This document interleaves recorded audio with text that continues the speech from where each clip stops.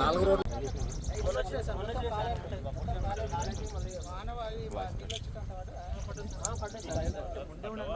పైన గుట్టలే అంత ఒక పెద్ద రోడ్ ఇంకొక అడ్డం మొత్తం డెవలప్మెంట్ మొత్తం అయ్యింది.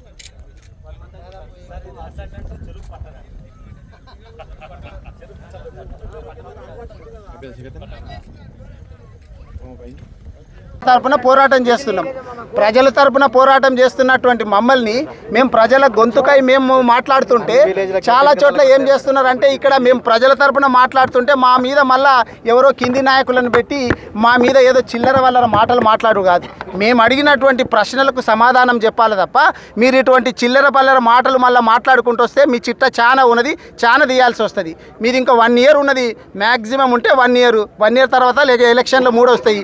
ఇప్పటికే కాంగ్రెస్ చాలా చోట్ల ఖాళీ అయిపోతున్నది. మొన్నటికి మొన్న కోటిపల్లిలో సిట్టింగ్ సర్పంచ్ మా దాంట్లోకి వచ్చిండు. పంచలింగాల లోపల దాదాపు 80 మంది యువకులు మా దాంట్లోకి వచ్చిండ్రు. రాబోయేటటువంటి రోజుల లోపల వికారాబాద్ నియోజకవర్గంలో కాంగ్రెస్ ఖాళీ అయి బీఆర్ఎస్ పార్టీలో చేరుతుంది. మన గత ప్రభుత్వంలో కేసీఆర్ సార్ ప్రభుత్వంలో 1100 ఎకరాల భూమి మా గ్రామంలో సేకరించారు. చాలామందికి అన్యాయం జరిగింది. దాదాపుగా ఒక 100 మందికి ఇంకా డబ్బులు పూర్తిగా రాలేవు. అప్పుడే మనం సేకరించిన తర్వాత ఎలక్షన్ కోడ్ రావడం వల్ల వాళ్ళకు కూడా మేము సహకరించలేకపోయినాం. గౌరవ మాజీ ఎమ్మెల్యే ఇప్పుడున్న ప్రస్తుత స్పీకర్ గారు 2 దఫాలుగా మా దగ్గరకు వచ్చి మీరు తీసుకున్న టీఆర్ఎస్ ప్రభుత్వం ఏదైతే భూమి లాక్కుందో తిరిగి మీకు ఇప్పిస్తానంటని దేవుళ్ళ మీద ఒట్టు వేసి మళ్ళా ఇచ్చిన 17 లక్షలు కాకుండా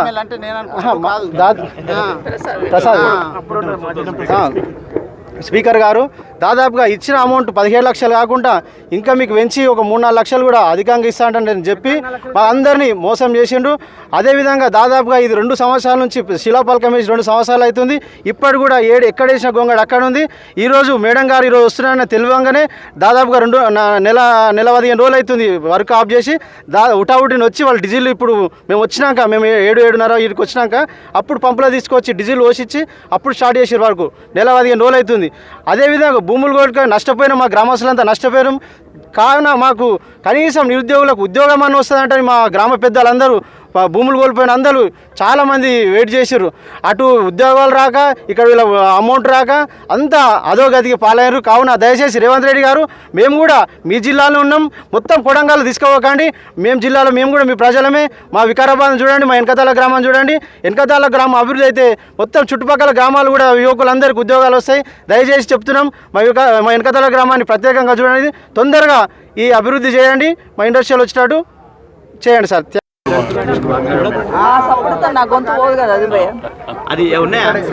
అందరికీ నమస్కారం. ఈరోజు మన మోమిన్పేట్ మండల్లో ఎన్కతల విలేజ్కి రావడం జరిగింది. మాజీ శాసనసభ్యులు సోదరులు ఆనంద్ గారి రిక్వెస్ట్ మేరకు ఈరోజు ఇక్కడికి రావడం జరిగింది.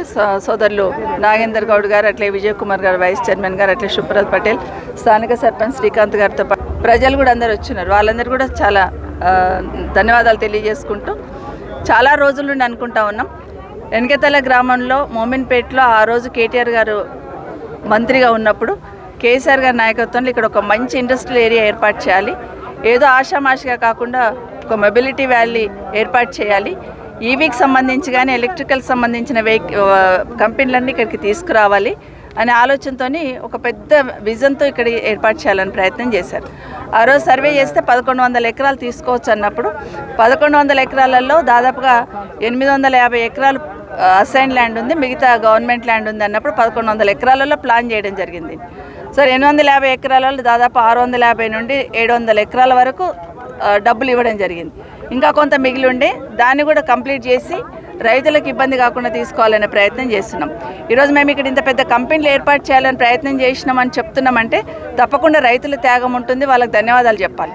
వెనకతాల గ్రామానికి సంబంధించిన రైతుల్లో 90% రైతులకు సంబంధించిన భూమిని ఈ కంపెనీలు పెట్టాలని తీసుకున్నాం.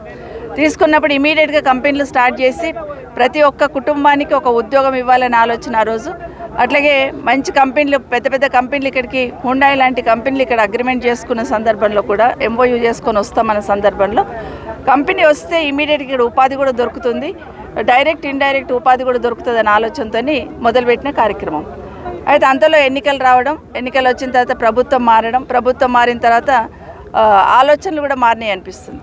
ఎందుకంటే సిటీకి ఇంత దగ్గర, ఇంత మంచి ఆలోచనతో ఏర్పాటు చేస్తున్నప్పుడు ఈ ప్రభుత్వం దాన్ని అందిపుచ్చుకొని కంటిన్యూ చేసింటేనేమో ఈ పార్టీ కంపెనీలు వచ్చేవి, వర్క్ స్టార్ట్ అయ్యేది.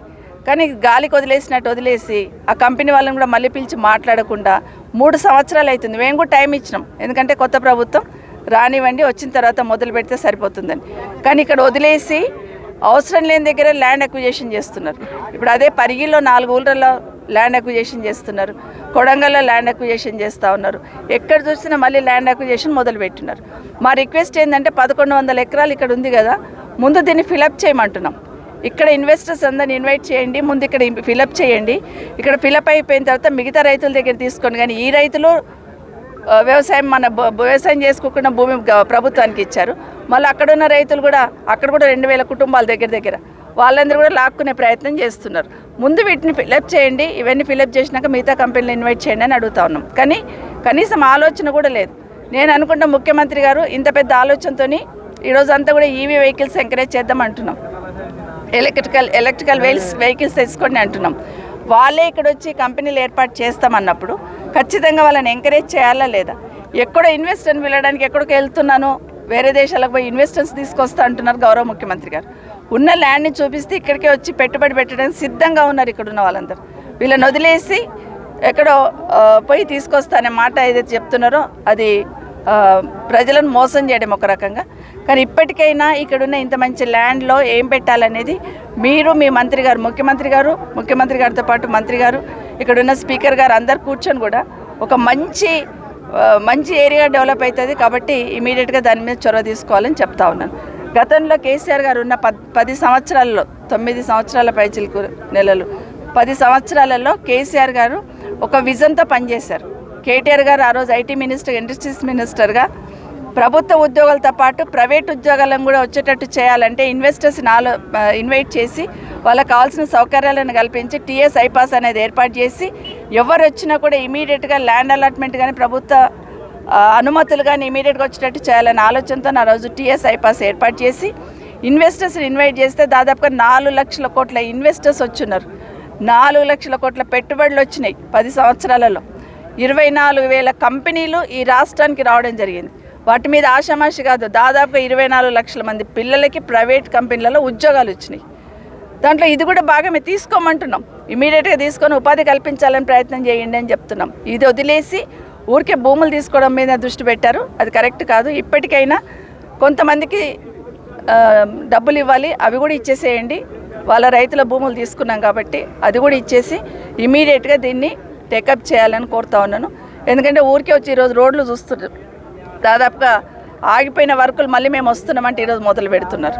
ఒకటి, ఈ రోడ్ను పెట్టుకొని, రోడ్ వేస్తున్న దాన్ని పెట్టుకొని కొండలు గుట్టలు అన్నీ తవ్వేసి ఇల్లీగల్ మైనింగ్ చేస్తుండనేది గ్రామస్తులందరూ చెప్తా ఉన్నారు. రాత్రి 12 అయితే చాలు మొత్తం వెహికల్స్ అన్ని బయటికి వెళ్ళిపోతుంటాయి మట్టి నింపుకొని అని చెప్తా ఉన్నారు.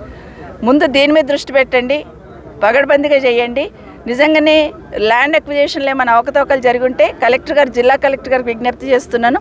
గతంలో కానీ ఇప్పుడు కానీ ఎక్కడైనా ల్యాండ్ అక్విజిషన్లో రైతులకు అన్యాయం జరిగి ఉంటే ఖచ్చితంగా మీరు ఇన్వాల్వ్ కావాలి, వాళ్ళకు భరోసా కల్పించాలి, రాని వాళ్ళకి ఖచ్చితంగా ఇవ్వాలి. ఇంకా మన గౌరవ శాసనసభ్యులు వికారాబాద్ స్పీకర్ గారు ఏదైతే ఎన్నికల కన్నా ముందు చెప్పినారట, మీకు కాంపెన్సేషన్ ఇప్పిస్తాను, ఇప్పకపోతే మీ భూమి మీకు ఇప్పిస్తాను. ఏదో ఒకటి వాళ్ళకి ఇచ్చిన మాట ప్రకారం చేసే ప్రయత్నం చేయాలి. అట్లా కాకుండా మాట ఇచ్చి వెళ్ళిపోవడం కాదు, ఇమీడియట్గా ఇన్వాల్వ్ అయ్యి జిల్లా కలెక్టర్ గారు ఇన్వాల్వ్ అవ్వాలి. అయ్యి ఎక్కడైతే ల్యాండ్ ఇవ్వాలో రైతుల దగ్గర ఎవరైతే తీసుకున్నామో వాళ్ళకు కాంపెన్సేషన్ ఏదైతే ఇవ్వాలో నష్టపరిహారం అది కూడా ఇమీడియట్గా ఇచ్చి, ఎందుకంటే రోడ్లు వేస్తున్నప్పుడు వాళ్ళు ఆందోళన చెందుతున్నారు. మీరు రోడ్లు వేస్తున్నప్పుడు పోలీసులను పెట్టి బెదిరించడం కాదు, మీరు రోడ్ వేస్తున్నప్పుడు ఏదైనా రైతు అడ్డం వస్తే ఖచ్చితంగా రైతుకి ఎక్కడ అన్యాయం జరిగింది న్యాయం చేయాలని ఆలోచన కలెక్టర్ గారు చేయాలి తప్పిస్తే పోలీసు వాళ్ళు పిలిచి భయపెట్టించడం అయితే కరెక్ట్ కాదు. ఇమీడియట్గా దీని మీద చొరవ తీసుకోవాలని కోరుతా ఉన్నాను.